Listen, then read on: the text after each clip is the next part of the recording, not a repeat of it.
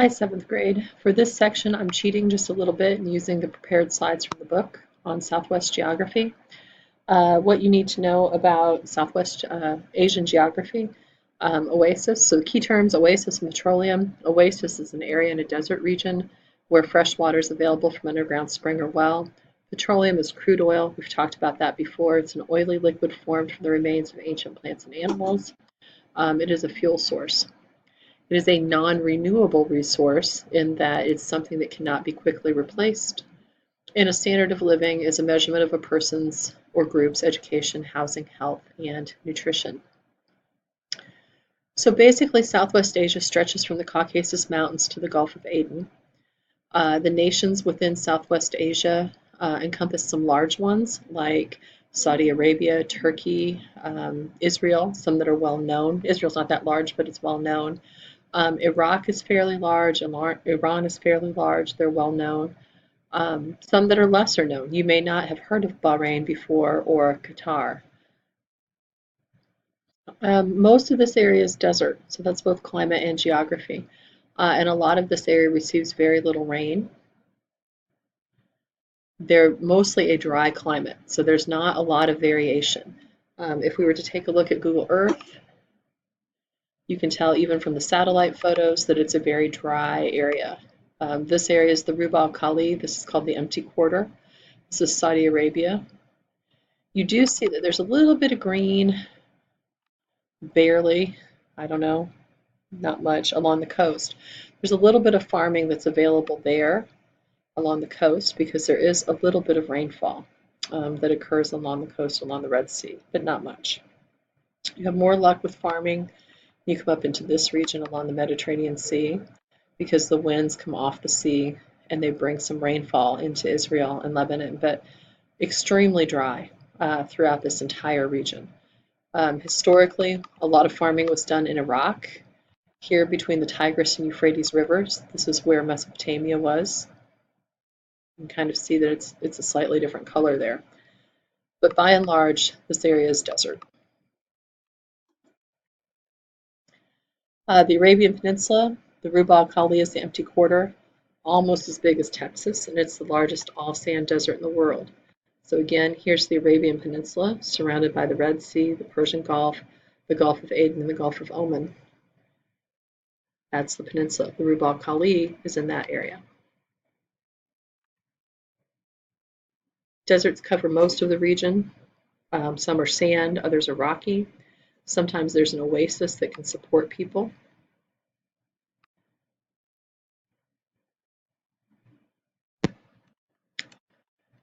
So some of the most fertile soil in the world lies right here. And again, that's the Tigris and Euphrates rivers.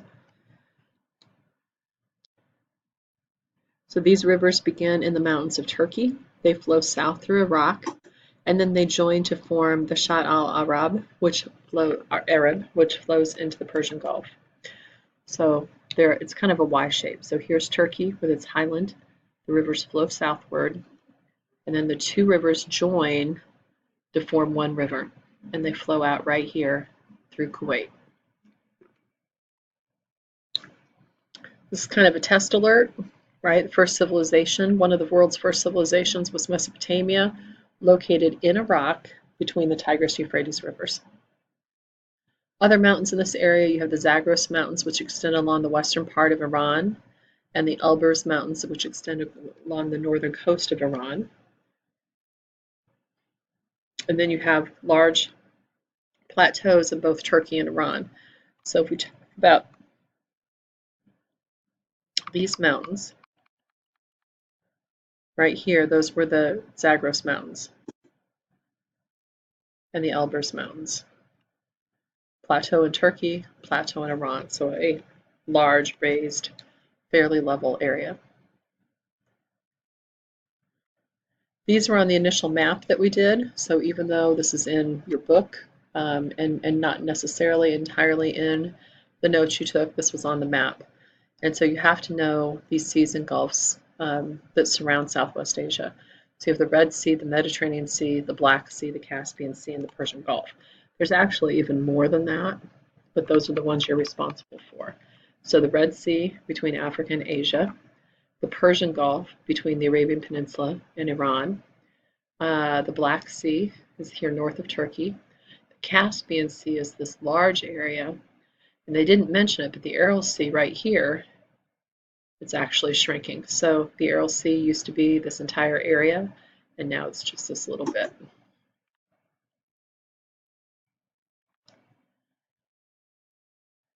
As far as climate goes, again, most of this region is a desert climate. However, the coasts of the Mediterranean, Black, and Caspian Seas and the mountainous areas of the regions have a Mediterranean climate.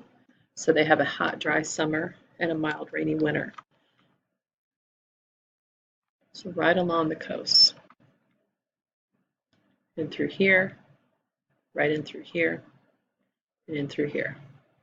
And that has everything to do with the wind blowing across the water and bringing rainfall.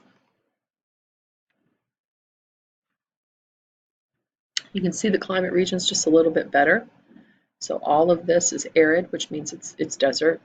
Semi-arid means it's mostly desert. You have a humid subtropical right here, just a little bit here by the Black Sea. This purple is a Mediterranean, the darker purple is. And then I don't see any light purple. Oh, I guess right here, that would be a highland climate. As far as natural resources go, the main natural resource in this area is petroleum.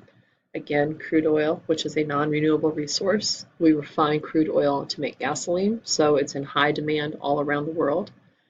And large deposits of petroleum are found only in a few places. And Saudi Arabia in particular has enormous deposits of crude oil, petroleum. Southwest Asia in general has more than half of the world's oil reserves, and it is its greatest export. So that is the driver of the economy in that region. And because of that, people in Southwest Asia have a higher standard of living than other people. Now, there are some countries that have little or no oil, and those countries don't have as high a standard of living as the ones with oil. So natural resources, you can see here, Saudi Arabia, United Arab Emirates, Qatar, Kuwait, up into Iraq, all have oil.